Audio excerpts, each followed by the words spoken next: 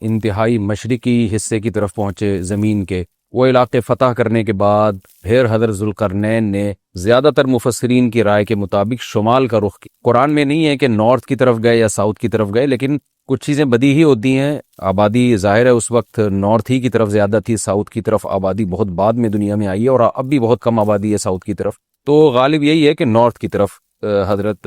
ذوالقرنین گئے۔ قرآن کہتا ہے ثم اتبع سببا حتی اذا بلغ بین السدین، سد کہتے ہیں بند کرنا، کہتے ہیں نا سد باب، اور انسداد دہشت گردی، باب انفعال میں جائے گا تو انسداد یعنی دہشت گردی کو بند کرنا، تو سدین دو سد یعنی دو آڑیں، تو پہاڑ کو آڑ سے تعبیر کیا گیا ہے کیونکہ پہاڑ رکاوٹ بن جاتا ہے ادھر کی آبادی ادھر اور ادھر کی ادھر جانے کے لیے، تو ایک آڑ کی طرح ہوتا ہے۔ تو قرآن کہتا ہے حتی اذا بلغ بین السدین، یہاں تک کہ جب دو پہاڑوں کے درمیان میں پہنچے، وجد من دونہما قوما، تو آپ نے پایا ان دونوں کے پیچھے ایک قوم، یا دونوں کے ایک طرف ایک قوم کو پایا، لا یکادون یفقہون قولا، ایسی قوم تھی لا یکادون یفقہون قولا، کہ بات سمجھنے کی صلاحیت ہی نہیں تھی اس کے اندر۔ دیکھیں حضرت ذوالقرنین جب مشرق کی طرف گئے تو زبان تو وہاں بھی نہیں آتی ہوگی، وہ الگ زبان ہوگی۔ جب سورج کے مغرب کی طرف گئے زمین کے دوسرے کنارے کی طرف، تو ان کی زبان بھی ذوالقرنین کی زبان سے میچ نہیں کرتی ہوگی، وہاں بھی ترجمان کی ضرورت پڑی ہوگی، لیکن وہاں قرآن نے یہ نہیں کہا کہ وہ بات سمجھتے ہی نہیں تھے۔ لیکن جب نارتھ کی طرف گئے ہیں تو قرآن کہہ رہا ہے ایسی قوم دیکھی پہاڑوں کے پیچھے جو کچھ سمجھنے کی اس میں گویا صلاحیت ہی نہیں تھی، لا یکادون، ان میں کھوپڑی نہیں تھی ان کی، اس لیے زیادہ تر مفسرین اس طرف گئے ہیں کہ یہ کوئی وحشی قوم تھی۔ کوئی وحشی قوم ہوتی ہے نا جنگلوں میں جو رہنے والے، جیسے میں نے ایک ولاگ بنایا تھا، مسائی قوم ایک جنگل میں رہتی ہے، تو جنگلی قسم کی قوم تھی، کوئی ہو سکتا ہے پتے وتے جسموں پہ ڈھانپتے ہوں اور بالکل درندوں کی طرح جانوروں کی طرح رہتے ہو، تو اس ٹائپ کی قوم تھی کہ اوپر کھوپڑی ان کی خالی تھی، بات سمجھنے کی صلاحیت نہیں تھی ان میں۔ قالوا یا ذا القرنین، وہ ذوالقرنین سے آ کے کہنے لگے ان یاجوج و ماجوج مفسدون فی الارض، کیا ذوالقرنین آپ اللہ کے نیک بزرگ ہیں، آپ آئے ہیں اللہ اللہ سکھا رہے ہیں لوگوں کو، دین کی دعوت دے رہے ہیں، توحید کی دعوت دے رہے ہیں، تو ایک کام ہمارا کر دیں کہ ایک قوم ہے یاجوج اور ماجوج جس نے زمین میں فساد مچا کے رکھا ہوا ہے۔ اب سوال یہ پیدا ہوتا ہے کہ جب اس قوم میں کچھ سمجھنے کی صلاحیت ہی نہیں تھی تو ان کو یہ کیسے پتہ چل گیا کہ یہ ذوالقرنین اللہ کے نیک بندے ہیں، اور پھر ان سے بات چیت بھی ہوئی، اور ذوالقرنین نے ان کو آگے یہ بھی بتایا کہ میں دونوں پہاڑوں کے درمیان سیسا پلائی ہوئی دیوار بنا کے ان پہاڑوں کو بند کر دوں گا، اس میں میرے ساتھ یہ تعاون کرو، تو یہ سب کانورزیشن ہوئی کیسے؟ اس کا جواب آسان ہے، ظاہر ہے جتنی بھی بیوقوف قوم ہو کسی نہ کسی طریقے سے، اشاروں سے، ترجمان سے، مختلف طریقوں سے اس کو، تھے تو بہرحال انسان نا، کوئی گدھے گھوڑے یا کوئی بندر تو نہیں تھے، تھے انسان۔ تو قرآن کا منشا صرف یہ ہے کہ ان کے ساتھ ذوالقرنین کو سمجھنے اور سمجھانے میں بہت زیادہ پریشانی ہوئی، تو مقصد صرف یہ بتانا ہے کہ بہت ہی کوئی بیوقوف قسم کی قوم تھی۔ تو باقی قرآن پھر جو واقعے کی تکمیل کے لیے پھر بیچ میں بہت ساری چیزوں کو حذف کر دیتا ہے جو غیر ضروری ہوتی ہیں۔ اب عقل مند یہ بات سمجھ جائے گا کہ ذوالقرنین اور ان کے درمیان جو بات چیت ہوئی، اس میں حضرت ذوالقرنین کو بہت زیادہ مشکلات پیش آئیں، ان کی بات کو سمجھنے میں بھی اور سمجھانے میں بھی۔ تو آگے پھر قرآن جو ہے نا کہ جو ان کا جو بڑا مقصد تھا وہ بہرحال حاصل ہو گیا، وہ اشاروں سے ہوا ہو، وہ کوئی ترجمان کے ذریعے ہوا ہو، یا کسی بھی طرح سے ہوا ہو، تو حضرت ذوالقرنین نے بھی کوئی حل نکالا ہوگا نا کہ اس قوم کی بات کو سمجھنے کی ہم کوشش کریں، ان کو بہرحال دین کی دعوت دی ہوگی۔ تو یہ اس اشکال کا جواب تو یہ ہے، کیونکہ قالو کا مطلب یہاں نہیں ہے کہ آئے انہوں نے ذوالقرنین کی زبان میں بات کرنا شروع کر دی، جو بھی اپنی زبان میں جس طرح سے بھی بات کی، چاہے اشارہ سے کی ہو یا ترجمان کے ذریعے کی۔ دوسری بات یہ ہے کہ انہوں نے حضرت ذوالقرنین کی طاقت کا تو اندازہ لگا لیا تھا کہ یہ اتنے پاورفل ایک لشکر کے ساتھ آئے ہیں اور ان کے پاس اتنا اسلحہ ہے، اتنے گھوڑے ہیں، تو یہ ہنر مند ہیں۔ اور آگے ریکویسٹ انہوں نے اس لیے بھی کی کہ حضرت ذوالقرنین کی بزرگی کا بھی ان کو اندازہ ہو گیا۔ دیکھیے اللہ تعالیٰ نے انسان کی نیچر ایسی بنائی ہے کہ جو نیک لوگ ہوتے ہیں نا، ان کی تقوی اور للہیت کا، ان کی بزرگی کا غیر مسلموں پہ بھی اثر پڑتا ہے۔ ہندوستان میں علماء بتاتے ہیں کہ ہندو مسلمان بزرگوں کے پاس آیا کرتے تھے دعا کرانے کے لیے، اب بھی آتے ہیں۔ انڈیا کے بعض علماء نے ہمیں بتایا کہ ہمارے پاس ہندو بھی آتے ہیں اور کہتے ہیں ہمارے لیے دعا کریں اللہ تعالیٰ سے، کیونکہ ایک لاشعوری طور پر انسان کے ذہن میں یہ بات ہوتی ہے کہ بھئی یہ اللہ والا آدمی ہے۔ جیسے یوسف علیہ السلام جب جیل میں تھے تو غیر مسلم یوسف علیہ السلام کے پاس آئے اور کہنے لگے کہ آپ ہمیں خواب کی تعبیر بتائیں۔ سوال پیدا ہوتا ہے کہ بھئی وہ تو غیر مسلم تھے اور یوسف علیہ السلام نمازی پرہیزگار تھے، تو غیر مسلموں کو کیسے اندازہ ہو گیا کہ یہ خواب کی تعبیر بتائیں گے؟ اس کا جواب یہی ہے کہ لاشعوری طور پر اللہ نے دلوں میں ایک ہیبت ڈالی ہوتی ہے پرہیزگار لوگوں کی، ایک روب ڈالا ہوا ہوتا ہے اور ایک عظمت ڈالی ہوئی ہوتی ہے۔ تو یوسف علیہ السلام کے پاس آنے والے لوگوں کو یہ بات معلوم تھی کہ یہ عظیم انسان ہے اور یہ ان کو اللہ تعالیٰ وہ باتیں بتا دے گا جو ہمیں نہیں بتاتا، اللہ ان کو خواب کی تعبیر سمجھا دے گا، ہم نہیں سمجھ سکتے. تو یہ ایک لاشعور میں انسان کے ہوتی ہے یہ بات. اور بھی اس پہ بہت ساری مثالیں ہیں، لیکن میں پھر وہ ہمارا یہ لیکچر جس کو ہم فوکس کر رہے ہیں وہ رہ جائے گا. تو ذوالقرنین کے ساتھ بھی یہی ہوا کہ وہ قوم جنگلی وحشی قسم کی تھی، لیکن ان کو طاقت کا بھی اندازہ ہو گیا اور بزرگی کا بھی اندازہ ہو گیا. پھر آ کے انہوں نے درخواست کی. طرز عمل سے یہ لگتا ہے کہ وہ قوم بھی مسلمان ہو گئی تھی، یعنی بغیر لڑائی کے اور بغیر کسی مناظرے بازی کے ذوالقرنین کا مذہب اس قوم نے بھی قبول کر لیا. تو کیا کہنے لگی حضرت ذوالقرنین سے، بھئی آپ ہمارا ایک کام کر دیں، آپ اتنے پاورفل آدمی ہیں. ان یاجوج و ماجوج مفسدون فی الارض، یاجوج ماجوج ایک قوم ہے جس نے زمین میں فساد مچا کے رکھا ہوا ہے، آئے دن قتل و غارت کرتے ہیں وہ، اور ہمارے پاس ان سے لڑنے کی طاقت نہیں ہے. فَهَلْ نَجْعَلُ لَكَ خَرْجًا، کیا ہم آپ کے لیے خرچ بنا سکتے ہیں، کچھ اجرت خرچ کہتے ہیں، خراج کا لفظ آپ نے سنا ہوگا، ٹیکس کو یا اجرت کو. تو ہم آپ کو کمیشن دیں گے اس کا، ہمارے پاس پیسہ بہت ہے، وسائل بہت ہیں، لیکن وہ ٹیکنالوجی ہمارے پاس نہیں ہے جو آپ کے پاس ہے. تو ہم دیکھ رہے ہیں آپ کو اللہ نے ایک بڑی قوت اور طاقت دی ہے، تو پیسہ ہمارے پاس بہت ہے، ہم آپ کو اس کی اجرت دیں گے. آپ نے یہ کرنا ہے کہ اعلیٰ اس بات پر ہم آپ کو اجرت دیں گے، تجعل بیننا وبینہم سدا، کہ آپ ہمارے اور ان کے درمیان ایک آڑ بناتے، ایک دیوار بنا دیں، کہ بہت بڑی دیوار بنانی پڑے گی اور پہاڑوں کو کہ اس خلا کو ختم کرنا پڑے گا. وہ قوم آ کے ہم پہ حملے کرتی ہے اور ہمارا بہت نقصان کرتی ہے، تو آپ ایک ایسی آڑ بنا دیں جو ہمارے بس میں نہیں ہے. قال ما مکنی فیہ ربی خیر،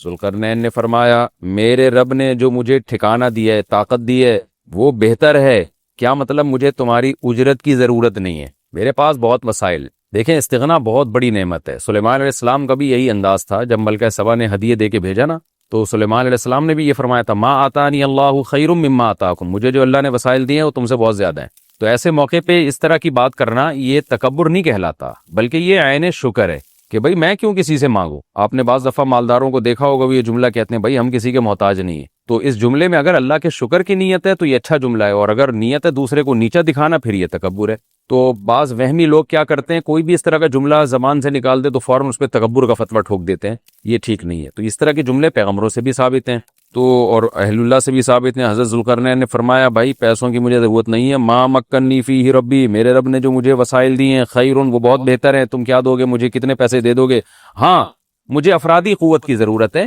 کیونکہ اتنے بھاری بھرکم پتھر اٹھا کے پہاڑوں پہ لے کے جانا، لوہے کی پلیٹیں لے کے جانا، اس کے لیے افراد چاہیے، مزدور چاہیے، لیبر چاہیے. فَأَعِینُونِی بِقُوَّةٍ، تم مجھے میری مدد کرو قوت کے ساتھ. قوت چاہیے مجھے، پاور چاہیے، افرادی قوت چاہیے. یہاں قوت سے مراد ہے وسائل چاہیے،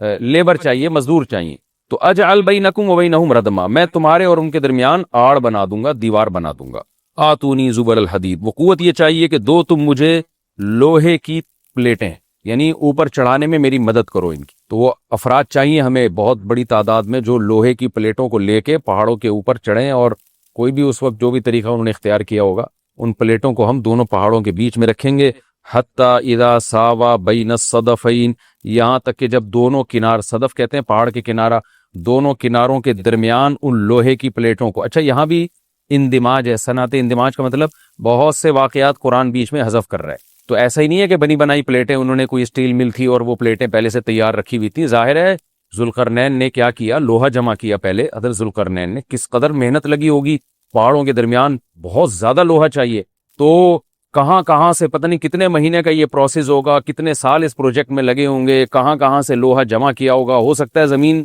میں کھدائی کا کام شروع کیا ہو پہلے، کہ زمین سے لوہا نکالیں ہم، پھر اس لوہے کو گرم کر کے اس کو بھٹیوں میں گرم کر کے کیسے پلیٹوں کی شکل میں تبدیل کیا ہوگا. تو یہ کوئی آسان کام نہیں ہے، لیکن قرآن نے اس پورے واقعے کو حذف کر دیا اور مختصراً بیان کیا. آتونی زبر الحدید، جو لوہے کی پلیٹیں ہم نے تیار کی ہیں وہ لا کے دو. حتی اذا ساوا بین الصدفین، جب ان پلیٹوں کو دونوں پہاڑوں کے بیچ میں ایسے ایسے نصب کرنا شروع کر دی، ایک پلیٹ آئے، پھر دوسری پلیٹ، پھر تیسری پلیٹ. یعنی اگر ایسے کر کے پلیٹ لگاتے تو یہ تو پلیٹ تو بہت ہلکی ہوتی، یاجوج ماجوج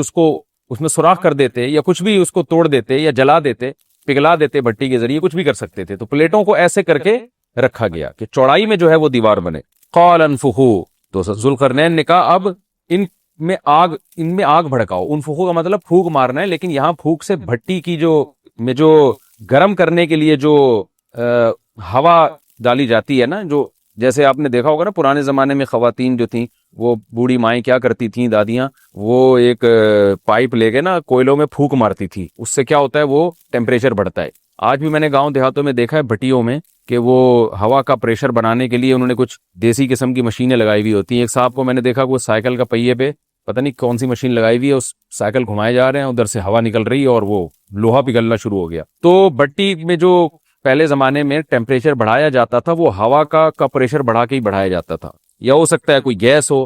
جس کا پریشر بڑھانے کو انفخو سے تعبیر کیا جا رہا ہے. حتی اذا جعلہ نارن, یہاں تک کہ جب ان پلیٹوں کو بہت زیادہ گرم کر دیا اور آگ کی طرح وہ پلیٹیں بیچ میں نصب کر کے نا آگ کی طرح پگھلنے لگی, پانی کی طرح وہ پگھلنے لگی. تو قال آتونی افرغ علیہ قطرہ, جب وہ گرم ہو گئی نا بہت زیادہ تو پہلے سے تانبا پگھلا کے رکھا ہوا تھا. یہاں بھی وہی تفصیل ہے کہ حضرت ذوالقرنین نے جو اتنا زیادہ تانبا پگھلا کے پہلے سے بالکل وہ پانی کی طرح تانبا پگھلایا ہوا تھا. میں نے دیکھا ہے جو کاپر ہے پگھلتا ہوا بھٹیوں میں, مجھے تو ایسی چیزیں دیکھنے کا بڑا شوق ہے. تو وہ اتنا زیادہ اس کا ٹیمپریچر ہوتا ہے نا کہ ایسا لگتا ہے جیسے جہنم کی آگ ہے. اللہ ہم سب کو محفوظ رکھے. تو میں کبھی کبھار جب یہ آیت پڑھتا ہوں تو میں سوچتا ہوں کہ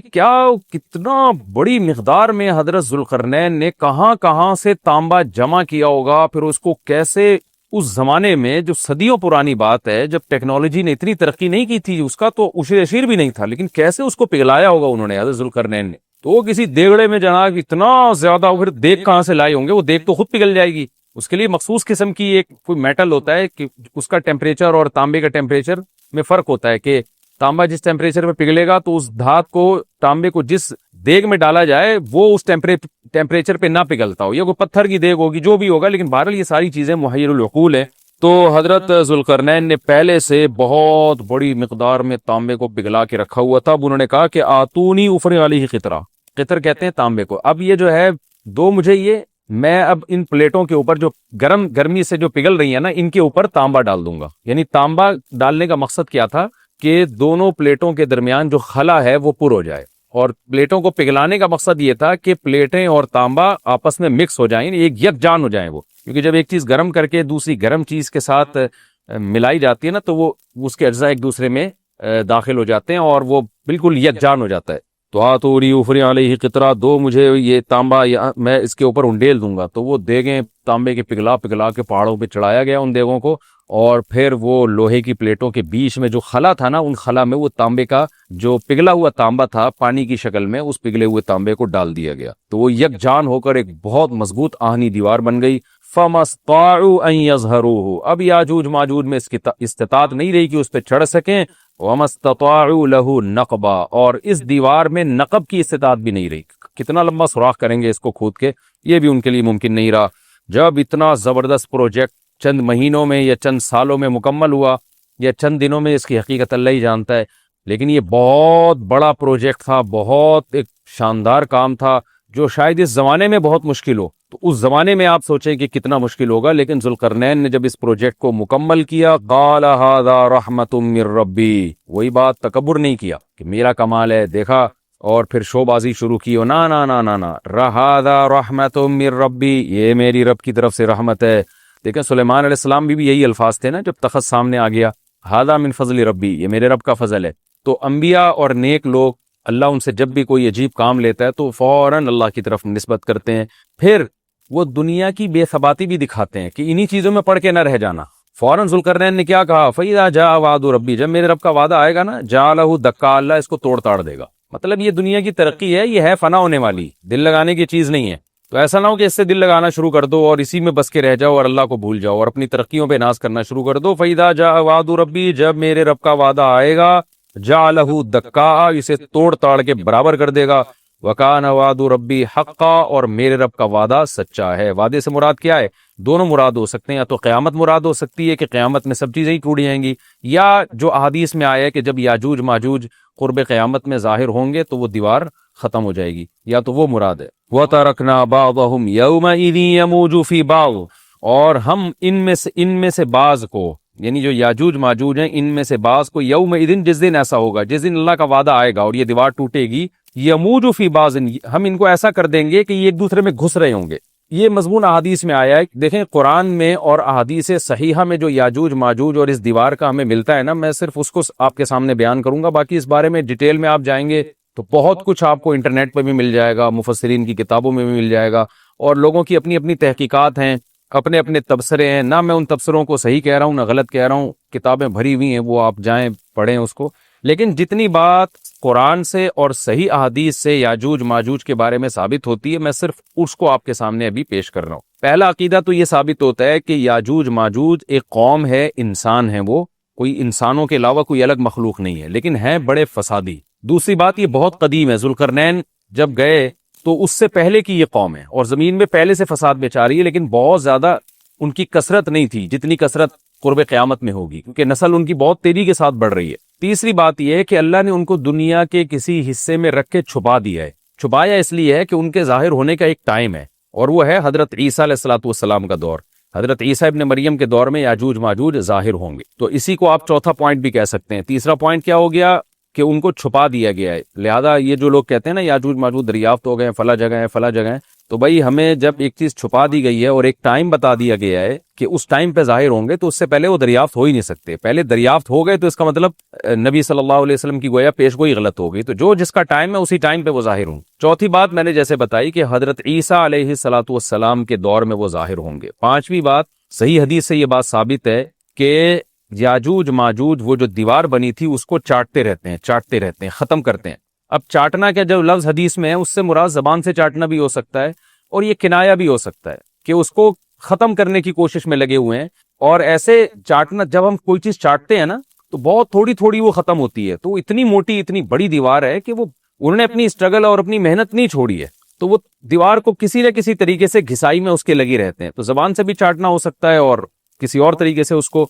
ختم کرنے کی کوشش بھی مراد ہو سکتی ہے. اور حدیث میں آتا ہے کہ ایک دن آئے گا وہ جب ختم ہونے والی ہوتی ہے نا، تو وہ کہتے ہیں کہ ہم کل اس کو دوبارہ شروع کریں گے اور کل ہم اس کو ختم کر دیں گے. لیکن وہ اللہ تعالیٰ اپنی قدرت سے دوبارہ اس دیوار کو اتنا ہی موٹا کر دیتے ہیں جتنا ذوالقرنین نے کیا تھا. تو قرب قیامت میں جب حضرت عیسیٰ علیہ السلام کا ظہور ہوگا تو وہ یہ کہیں گے ہم انشاءاللہ اس کو کل ختم کریں گے. تو انشاءاللہ کا لفظ جب استعمال کریں گے، کیونکہ وہ قوم ہے کافر، وہ اللہ پہ اعتماد کرنا، اللہ پہ توکل کرنا یہ چیز نہیں ہے. جیسے کافر تو نہیں کہے گا نا اللہ نے چاہا تو وہ اللہ پہ یقین نہیں رکھتے. تو وہ جب اللہ کا نام لیں گے اور کہیں گے کہ اللہ نے چاہا تو ہم اس کو کل ختم کر دیں گے، تو پھر اسلام کی وجہ سے وہ دیوار ختم ہو جائے گی. اس کی مثال ایسے جیسے حدیث میں آتا ہے، پچھلی قوموں میں ایک نوجوان تھا جو جادوگر کے پاس بھی جاتا تھا اور راہب کے پاس بھی جاتا تھا، جس کا سورہ بروج میں تذکرہ ہے، والسماء ذات البروج میں. تو جب وہ نوجوان پکڑا گیا، وہ مسلمان ہو گیا تھا، بادشاہ نے اس کو بھیجا تھا جادوگر کے پاس کہ جادو سیکھے، لیکن وہ راہب کے پاس جاتا، عیسائیت سیکھی اس نے اور نیک مسلمان بن گیا. تو بادشاہ نے اس کو قتل کرنے کی حتی الامکان کوشش کی، مگر وہ قتل نہیں ہو پا رہا تھا. بادشاہ اس کو پہاڑ پہ بھیجا اپنے سپاہیوں کو لے کے کہ پہاڑ سے لے جا کے اس کو گرا دو، لیکن اللہ نے مدد کی کہ وہ سپاہی گر گئے، یہ بچ گیا. بادشاہ نے حکم دیا اس کو سمندر میں لے جا کے غرق کر دو، وہ سارے سپاہی غرق ہو گئے، یہ بچ گیا. تو کسی بھی طرح سے اس کی قتل کی کوششیں کامیاب نہیں ہو رہی تھی. تو اس نے بادشاہ سے کہا کہ تو اگر مجھے قتل کرنا چاہتا ہے نا تو چوک پہ کھڑا کر کے تیر مجھے مار اور کہے کہ بسم اللہ ورب ھذا الغلام، اس نوجوان کے رب کے نام سے میں اس کو قتل کرتا ہوں. تو اللہ کا نام لے کے مجھے مارے گا تو میں قتل ہو جاؤں گا. نوجوان یہ قربانی اس لیے دے رہا تھا کہ بادشاہ جب پوری پبلک کے سامنے اللہ کا نام لے گا تو لوگوں کو یقین آ جائے گا کہ بھئی اللہ کا نام لینے سے تو کام ہو گیا، اور اللہ کا نام لیے بغیر کام نہیں ہو رہا تھا. تو جو بادشاہ اللہ کو مانتا نہیں تھا، آج اس کو بھی اللہ کا نام لینا پڑا ہے. تو نوجوان نے یہ قربانی اس لیے دی کہ بادشاہ جب اللہ کا نام لے گا لوگوں کو اللہ کی ذات پہ یقین آئے گا اور لوگ مسلمان ہو جائیں گے، عیسائیت کو قبول کر لیں گے. تو اس نوجوان نے یہ قربانی دی اور بادشاہ نے اللہ کا نام لے کے جب تیر مارا تو وہ نوجوان شہید ہو گیا. اور لیکن پورا ملک مسلمان ہو گیا، عیسائیت قبول کر لی. اور سورہ بروج میں پھر اللہ نے ان کا تبصرہ کیا، ان کا واقعہ بیان کیا ان کے بارے میں کہ کیسے بادشاہ نے خندقیں کھود کے پوری قوم کو جو ہے وہ جو دین سے پیچھے نہیں ہٹے ان کو کس طرح سے آگ میں پھینک دیا ان سب کو. تو اس سے پتہ چلتا ہے کہ کافر بھی بعض دفعہ جب اللہ کا نام لیتا ہے نا تو اس کو دنیاوی فائدہ ہو جاتا ہے. تو یاجوج ماجوج بھی تنگ آ کر پھر اللہ کا نام لیں گے اور کہیں گے اللہ نے چاہا تو ہم اس دیوار کو کل ختم کر دیں گے، اور بالآخر وہ دیوار ختم ہو جائے گی. پھر قرآن کے الفاظ ہیں آگے کہ جب یہ دیوار ختم ہوگی وَتَرَكْنَا بَعْضَهُمْ يَوْمَئِذٍ. اچھا ہاں، میں بتا رہا تھا کہ حدیث سے کیا پوائنٹ پتہ چلتے ہیں. تو یہ 5 پوائنٹ ہو گئے. چھٹا پوائنٹ یہ کہ حضرت عیسیٰ ہی کے دور میں یہ کسی وبا کے ذریعے ہلاک ہو جائیں گے۔ حضرت عیسیٰ علیہ الصلوۃ والسلام اتنے زیادہ ہوں گے کہ ان سے لڑنا ممکن نہیں ہوگا، جیسے کہ قرآن میں بھی آ رہا ہے وَتَرَكْنَا بَعْضَهُمْ يَوْمَئِذٍ يَمُوجُ فِي بَعْضٍ، ہم ان میں سے بعض کو بعض کے اندر گھسا دیں گے، اتنی کثرت سے ایک دوسرے میں ہی، اب آبادی کی کثرت بہت ہوگی، ان کی گھسے ہوئے ہوں گے ایک دوسرے میں، یہ جیسے چیونٹی اور مکوڑے ہوتے ہیں، تو ان سے لڑنا ممکن نہیں ہوگا۔ تو حضرت عیسیٰ علیہ الصلوۃ والسلام لوگوں کو لے کے کوہ طور پہ چلے جائیں گے، اور باقی مسلمان وہ اپنے اپنے گھروں کے اندر بند ہو جائیں گے، اور پھر اللہ کی طرف سے ایک وبا آئے گی، اور اس وبا میں یہ سارے کے سارے ہلاک ہو جائیں گے، اور پھر جب ہلاک ہو جائیں گے تو اتنی زیادہ ان کی لاشیں زمین پہ ہوں گی، اتنی زیادہ کہ انسانی آبادی ان کی لاشوں سے متعفن ہونا اور بیمار ہونا شروع ہو جائے گی، ان کی لاشوں سے بدبو اٹھے گی، اور ظاہر ہے انسان ہوں گے یہ، تو اس کی وجہ سے جو زمین کا ماحول خراب ہوگا، پھر حضرت عیسیٰ علیہ الصلوۃ والسلام اللہ سے دعا مانگیں گے کہ اللہ تعالیٰ ان کو کسی طرح ٹھکانے لگائے، کوئی انتظام کرے۔ پھر حدیث میں آتا ہے بارشیں ہوں گی اور سیلاب آئیں گے، اور ان کی لاشیں بہہ بہہ کے پانیوں میں جا کے، سمندروں میں جا کے ختم ہو جائیں گے، اللہ تعالیٰ ان کو اس طرح سے ٹھکانے لگائے گا۔ تو یہ یہاں تک جتنے بھی مضامین ہیں یہ صحیح احادیث سے ثابت ہے۔ تو قرآن کہتا ہے وَتَرَكْنَا بَعْضَهُمْ يَوْمَئِذٍ يَمُوجُ فِي بَعْضٍ، ہم ان میں سے بعض کو بعض میں چھوڑ دیں گے، بہت کثرت ہوگی۔ وَنُفِخَ فِي الصُّورِ، اور پھر سور پھونکا جائے گا۔ قرآن میں تو یہ کہ سور پھونکا جائے گا ایسے لگ رہا ہے جیسے فوراً پھونکا جائے گا، مگر احادیث میں تفسیر ہے کہ فوراً نہیں پھونکا جائے گا۔ یاجوج ماجوج قیامت کی نشانیوں میں سے ایک بہت بڑی نشانی ہوگی، یعنی اس بات کی علامت ہوگی کہ اب قیامت بہت قریب ہے۔ تو حضرت عیسیٰ ابن مریم علیہ السلام جب نازل ہوں گے، میں تھوڑی سی ترتیب بیان کر دیتا ہوں کہ جو کیونکہ بات یاجوج ماجوج کی چل رہی ہے تو اس سے منسلک جو واقعات ہیں جو اس دور میں ہوں گے وہ بھی میں اسی لیکچر کے ضمن میں بیان کر دیتا ہوں۔ ہمیں صحیح حدیث سے یہ پتہ چلتا ہے کہ قرب قیامت میں جب مسلمان بہت کسمہ پرسی میں ہوں گے تو خراسان سے لشکر اٹھے گا۔ خراسان یہ افغانستان اور ایران کا حصہ، اس علاقے کو نبی صلی اللہ علیہ وسلم کے دور میں خراسان کہا جاتا ہے، جس میں قندھار بھی آتا ہے، ایران کا بھی حصہ آتا ہے اس میں۔ تو یہاں سے لشکر اٹھے گا، مجاہدین لڑیں گے بہت بڑی تعداد میں، دنیا میں جہاد ہوگا، مسلمان ظلم کی چکی میں پس کے تنگ آ چکے ہوں گے، اور لڑتے لڑتے حدیث میں آتا ہے اتنی بڑی بڑی لڑائیاں ہوں گی کہ 1/3 مسلمان شہید ہو جائیں گے اس میں، 1/3 مجاہدین جو لڑنے والے ہوں گے، اور 1/3 جو ہوں گے وہ میدان جنگ سے بھاگ جائیں گے، اور 1/3 کو اللہ فتح عطا فرمائے گا۔ تو جو 1/3 میدان جنگ سے بھاگ جائیں گے، نبی صلی اللہ علیہ وسلم نے فرمایا ان کی توبہ کبھی قبول نہیں ہوگی۔ جو 1/3 شہید ہو جائیں گے وہ افضل ترین شہداء ہوں گے اس وقت کے، اور 1/3 کو اللہ تعالیٰ غلبہ عطا فرمائیں گے۔ ایک واقعہ تو ہمیں قرب قیامت میں نبی صلی اللہ علیہ وسلم سے یہ ملتا ہے صحیح حدیث سے۔ دوسرا ہمیں یہ ملتا ہے کہ قرب قیامت ہی میں مسلمان قسمہ پرسی کا شکار ہوں گے، تو تلاش کریں گے حضرت مہدی کو، کیونکہ حضرت مہدی وہ شخصیت ہیں جن پہ تمام نیک لوگ جمع ہو جائیں گے، اور وہ مسلمانوں کی میدان جنگ میں کمانڈ کریں گے، جہاد میں کمانڈ کریں گے۔ تو ان کو بیت اللہ میں تلاش کیا جائے گا، وہ رسول اللہ صلی اللہ علیہ وسلم کی اولاد میں ہوں گے، اور لوگ ان کو پہچان لیں گے، اہل اللہ پہچان کر ان کو اپنا امیر بنائیں گے، اور ان کی قیادت میں پھر لڑائی اور جہاد شروع ہوگا۔ اور یہ لڑائی جب دمشق میں لڑائی ہو رہی ہوگی تو دمشق میں عصر کی نماز کے وقت حضرت مہدی، میں نے جو یہ کہا کہ دمشق میں لڑائی ہو رہی ہوگی، مقصد یہ نہیں ہے کہ دمشق کوئی میدان جنگ بنا ہوا ہوگا، مقصد یہ ہے کہ وہ مجاہدین کا لشکر دمشق میں ہوگا عصر کی نماز کے وقت، لڑائی چاہے کسی اور میدان میں ہو رہی ہو، لیکن حدیث میں ہمیں دمشق کا تذکرہ ملتا ہے۔ تو دمشق میں حضرت شام کا تذکرہ ملتا ہے، اور جو قرائن ہمیں ملتے ہیں وہ دمشق کی ایک خاص مسجد ہے، وہ مسجد حضرت مفتی تقی عثمانی صاحب اور مفتی رفیع عثمانی صاحب نے اس کو ہائی لائٹ بھی کیا، لیکن وہ یقینی نہیں ہے، یہ خوب سمجھے، انہوں نے اس کا بھی تبصرہ کیا کہ اس کے بارے میں کوئی یقین نہیں ہے۔ تو حضرت مہدی عصر کی نماز پڑھا رہے ہوں گے، لوگ امامت میں آپ کے پیچھے کھڑے ہوں گے، یہاں تک کہ مسجد کے مینار پر، آج بھی وہ مینار موجود ہے جس کے بارے میں غالب گمان ہے کہ یہ وہ مینار ہے جہاں حضرت عیسیٰ علیہ السلام نازل ہوں گے، غالب گمان کے درجے میں کہا جا سکتا ہے، ورنہ پھر اسی کے اڑوس پڑوس میں کوئی مسجد ہوگی۔ میرا اگر شام جانا ہوا تو انشاءاللہ میں ارادہ ہے کہ میں ولاگ میں اس مسجد کا بھی تذکرہ کروں گا، اس جگہ کا بھی تذکرہ کروں گا، لیکن میں پہلے یہ بات بتا دوں کہ وہ 100% یقینی نہیں ہے، ایسا نہ ہو کہ اس مسجد کے مینار پہ چڑھ کے لوگ جو ہے وہ اس کے کوئی مینار کو ہی چاٹنا شروع کر دیں تبرک کے طور پہ۔ تو عصر کی نماز کا ٹائم ہوگا، حضرت عیسیٰ ابن مریم علیہ الصلوۃ والسلام فرشتوں کے کندھوں پہ ہاتھ رکھ کے نیچے اتریں گے نماز کے ٹائم پہ، یعنی آسمان سے مینار تک آئیں گے، اور پھر مینار سے آپ کے لیے سیڑھیاں لگائی جائیں گی، سیڑھیوں کے ذریعے مینار سے نیچے اتریں گے، اور لوگ ان کو پہچان لیں گے۔ حضرت مہدی ان کو امامت کے لیے آگے کریں گے کہ آپ اللہ کے ایک پیغمبر ہیں، آپ نماز پڑھائیے، حضرت عیسیٰ علیہ السلام انہی کو آگے رکھیں گے، اور اس طرح کا مفہوم ہے حدیث میں کہ اللہ نے اس کام کے لیے آپ کو ہی منتخب کیا۔ کیا مطلب یہ امامت اس امت کا حق ہے؟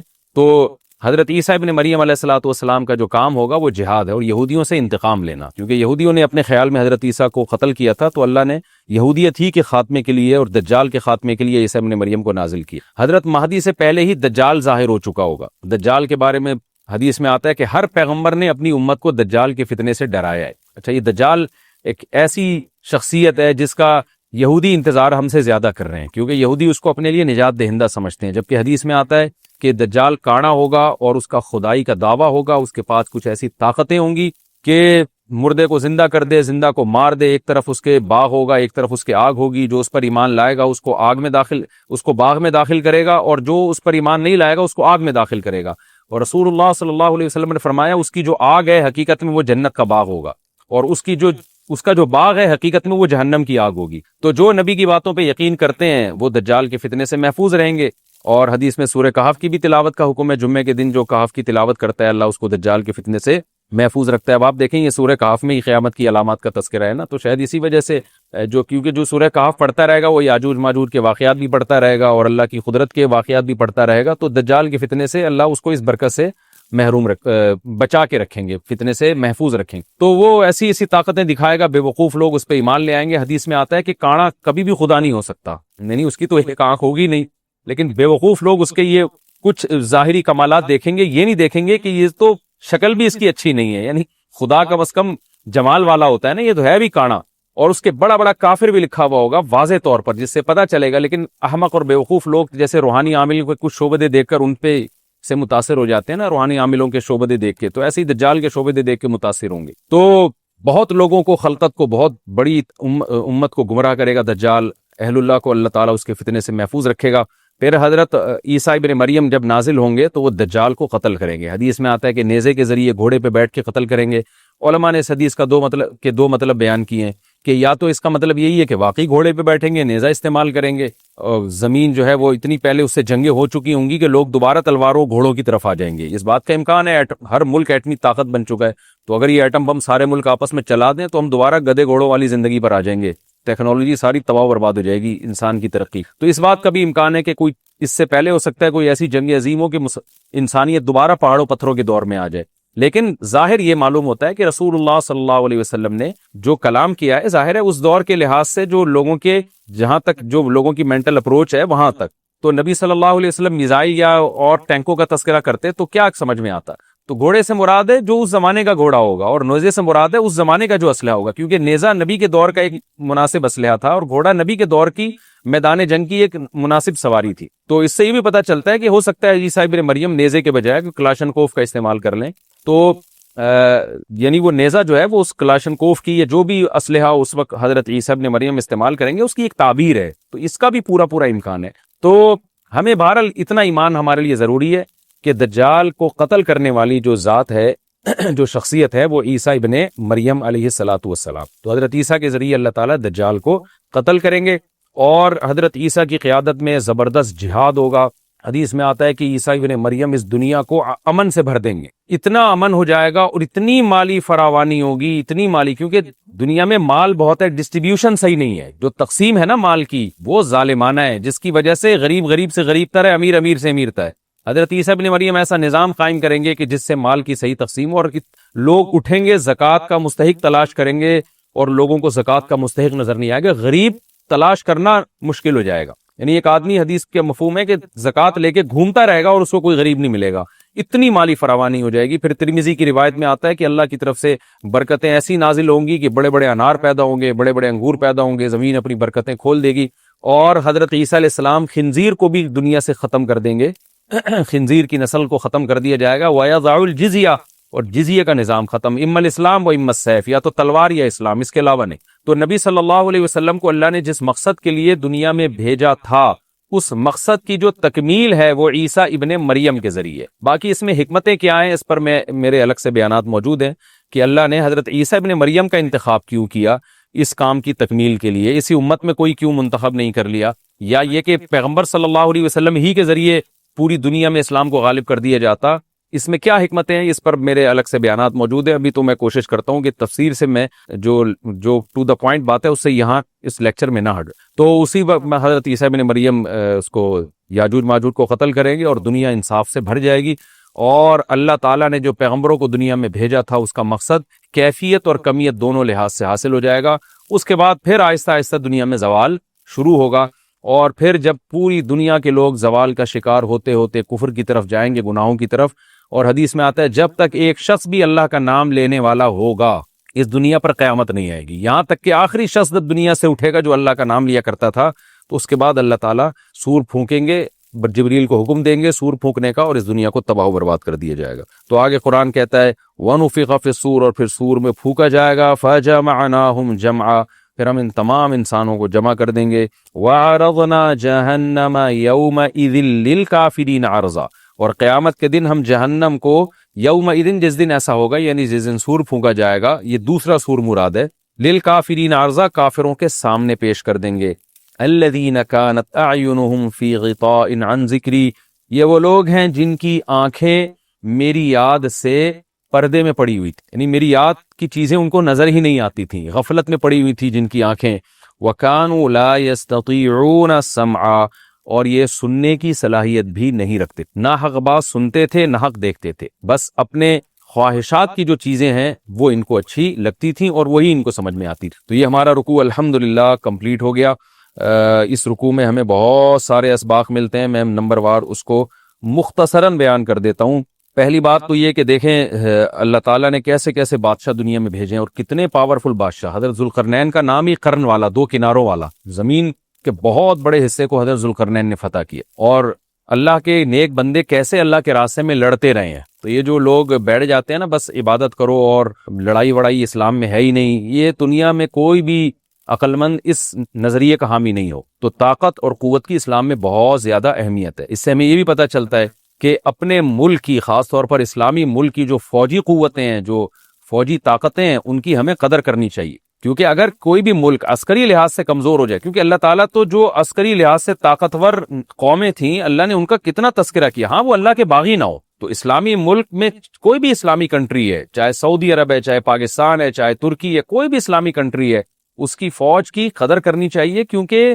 اسی کی وجہ سے ملک کا بارڈر محفوظ ہوتا ہے۔ اگر مسلمان عسکری لحاظ سے کمزور ہونا شروع ہو جائیں تو کافر ہمیں گاجر مولی کی طرح کاٹنا شروع کر دیں، اسلام دشمن قوتیں ہمیں کھا جائیں، ختم کر دیں ہمیں کھا کے۔ تو نیک قوتوں کو اپنی بقا کے لیے ہمیشہ سے ایک اسلحے کی اور طاقت کی ضرورت رہتی ہے، اس کی اہمیت اسلام میں بہت زیادہ ہے۔ موسیٰ علیہ الصلوۃ والسلام کے بعد کتنے بڑے بڑے جنگی کمانڈر پیدا ہوئے، ذوالقرنین کا اللہ نے کیسا تذکرہ کیا، ذوالقرنین کی عبادت کا کہیں بھی تذکرہ نہیں، حالانکہ وہ بڑے عبادت گزار بھی تھے۔ داؤد علیہ السلام کی عبادت کا تذکرہ بھی ہے، ان کی تلوار اور طاقت کا تذکرہ بھی ہے۔ تو اللہ تعالیٰ جہاں عبادت کا تذکرہ کرتے ہیں تو طاقت اور قوت کا بھی تذکرہ کرتے ہیں، اس سے عسکری لحاظ سے اپنے آپ کو مضبوط کرنے کی اہمیت کا ہمیں پتہ چلتا ہے کہ اسلام میں اس کی بڑی اہمیت ہے۔ کسی بھی اسلامی ملک کی فوج کا مورال کسی بھی لحاظ سے ڈاؤن نہیں ہونا چاہیے، اور عسکری لحاظ سے وہ کسی بھی لحاظ سے کمزور نہیں ہونی چاہیے، اور اس کو چاہیے کہ اعدوا لهم ما استطعتم من قوہ پر عمل کرے، کہ قرآن کہہ رہا ہے روز بروز اپنی طاقت اور قوت میں اضافہ کرنے کی کوشش کرو۔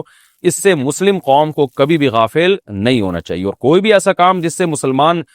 قوتیں اور طاقتیں کمزور ہونا شروع ہو جائیں، اس کام سے ہمیں بچنا چاہیے۔ دوسری بات ہمیں یہ پتہ چلی کہ اللہ تعالیٰ نے اہل اسلام کے ذمے پوری دنیا کی ذمہ داری لگائی ہے، کسی ایک ملک کی نہیں۔ جتنے بھی پیغمبر آئے ہیں جب وہ دنیا فتح کرنا شروع کی ہے تو کہیں رکے نہیں ہے وہ کہ بھئی یہاں تک، اس سے آگے نہیں جانا، ان کی صلاحیت ہی ختم ہو گئی ہو، وسائل ہی ختم ہو گئے ہو تو الگ بات ہے۔ تو پوری دنیا ہے جس میں اللہ کے دین کو غالب کرنا ہے، اب اس کا طریقہ کیا ہوگا، ظاہر ہے جو جس زمانے میں سوٹیبل طریقہ ہو وہ اختیار کیا جائے گا۔ تو حضرت ذوالقرنین پہلے انتہائی مشرق کی طرف گئے ہیں جہاں سورج نکلتا ہے، تو وہاں سے جہاں سے آبادی شروع ہو رہی ہے، اور ان کا خیال تھا کہ اب آگے آبادی نہیں ہو تو پھر جا کے سٹاپ کیا ہے۔ مغرب میں بھی ایسے ہی، شمال میں بھی ایسے ہی۔ تو ہمیں جب دیکھتے ہیں کہ جب صحابہ کرام نے دنیا فتح کرنا شروع کی ہے تو ہمیں مسلمان کمانڈروں میں بھی ایسے واقعات ملتے ہیں کہ وہ علاقے فتح کرتے کرتے سمندر کے کنارے پہنچے، اور انہوں نے سمندر کو دیکھ کے کہا کہ تیرے آگے بھی آبادی ہوتی نا تو ہم اللہ کا کلمہ وہاں بھی بلند کرتے۔ یہ دور تھا مسلمانوں کا، اور یہ عیسیٰ ابن مریم دوبارہ پھر وہی کریں گے، پوری دنیا کو فتح کریں گے۔ تو حضرت ذوالقرنین کے اس واقعے سے پتہ چلتا ہے کہ پوری دنیا کی ذمہ داری اللہ نے ہمیشہ سے اہل اللہ پہ لگائی ہے، اور وہ پوری دنیا میں اللہ کے دین کو غالب کرنے کی کوشش میں ہمیشہ سے لگے رہے ہیں۔ تیسری بات ہمیں پتہ چلتی ہے کہ اسباب اور وسائل کی اہمیت۔ حضرت ذوالقرنین نے جب اتنا پہاڑوں کے بیچ میں اتنا یعنی لوہے کی پلیٹیں لگا کے، تانبا پگھلا کے آہنی دیوار بنائی ہے تو خوش ہوئے ہیں، ھذا رحمت من ربی، میرے رب کی رحمت ہے۔ تبھی تو اللہ کا شکر ادا کیا نا، خوشی پہ شکر ادا کیا جاتا ہے۔ تو اس سے یہ بھی پتہ چلتا ہے کہ سائنس اور ٹیکنالوجی، دیکھیں یہ کام ٹیکنالوجی کے بغیر ممکن نہیں تھا، تبھی تو اس قوم نے کہا نا ذوالقرنین سے کہ ہم پیسے آپ کو دیں گے، لیکن ہمارے پاس وہ وسائل نہیں ہے، وہ ٹیکنالوجی نہیں ہے ہمارے پاس. اور بظاہر ایسا لگتا ہے کہ ان کے پاس لوہا بھی تھا، تانبا بھی تھا، کیونکہ حضرت ذوالقرنین اب یہ تو نہیں ہے نا کہ زمین کے مشرق کی طرف دوبارہ لوہا جمع کرنے گئے ہوں، تو وہیں سے جو کچھ ہوگا نکالا ہوگا. تو وسائل اس قوم کے پاس تھے، ٹیکنالوجی نہیں تھی کہ اس لوہے کو اور اس تانبے کو پگھلا کے دونوں پہاڑوں کے بیچ میں پلیٹیں کیسے بنانی ہے اور ان کو کیسے ان کے بیچ میں تانبا کر کے کہانی دیوار بنائی ہے، یہ ٹیکنالوجی ان کے پاس نہیں تھی. تو اس سے ہمیں ٹیکنالوجی کی ویلیو کا بھی پتہ چلتا ہے. آج مسلمان اس میں بھی بہت پیچھے چلے جا رہے ہیں اور اس کو مذہب سمجھنا شروع کر دیا ہے. یہ بات بھی غلط ہے. حضرت ذوالقرنین نے اتنی طاقت اور قوت کا استعمال کیا اور اتنے زبردست طریقے سے اس وقت جو بھی اس سوٹیبل ٹیکنالوجی تھی اس کا استعمال کر کے دو پہاڑوں کے بیچ کے راستے کو بند کر دیا اور اس پہ خوشی منائی ہے حضرت ذوالقرنین نے. یہ نہیں کہا کہ بھئی اس سے کچھ بھی نہیں ہوتا، اصل میں تو بس انسان کو چاہیے کہ وہ اللہ اللہ کیا کرے بیٹھ کے، اور یہ کیا اللہ سے بس مدد مانگو، اللہ ہی. یاجوج ماجوج کے بارے میں ان کو کہہ دیتے ذوالقرنین کہ تم سب رات کو تہجد میں اٹھ کے دعائیں مانگو، اللہ یاجوج ماجوج سے تمہیں بچا لے گا. نہ حضرت ذوالقرنین نے کہا دعائیں بھی مانگو، یقیناً حکم دیا ہوگا دعائیں مانگنے کا، لیکن ہم پورے اسباب اور وسائل استعمال کریں گے، لوہے کی پلیٹیں بنائیں گے، تانبے کو پگھلائیں گے، اوپر چڑھائیں گے اور اس طرح سے پوری مضبوط دیوار بنائیں گے. آج مسلمان ہاتھ پہ ہاتھ رکھ کے بیٹھ گیا ہے اور وظیفوں میں اور جو ہے بس وہ چند صبح شام کے وظیفے پڑھ کے وہ سمجھتا ہے کہ ساری دنیا کے سارے مسائل کا حل اس سے ہو جائے گا. ایسا نہیں ہے، آپ کو بہت زیادہ ترقی کرنی ہے، بہت زیادہ اسباب و وسائل میں آپ کو غیر مسلموں سے آگے نکلنا ہے. جیسے کہ قرون اولا کا مسلمان نکلا تھا، تبھی اللہ نے اس کے لیے دنیا میں فتوحات کے دروازے کھولے تھے. تو اللہ ہمارے لیے فتوحات کے دروازے جب ہی کھولے گا جب ہم عبادت کے ساتھ ساتھ سائنس اور ٹیکنالوجی کے میدان میں بھی آگے بڑھنے کی کوشش، اور ہمیں قرب قیامت کی علامتیں بھی اس رکوع میں پتہ چلتی.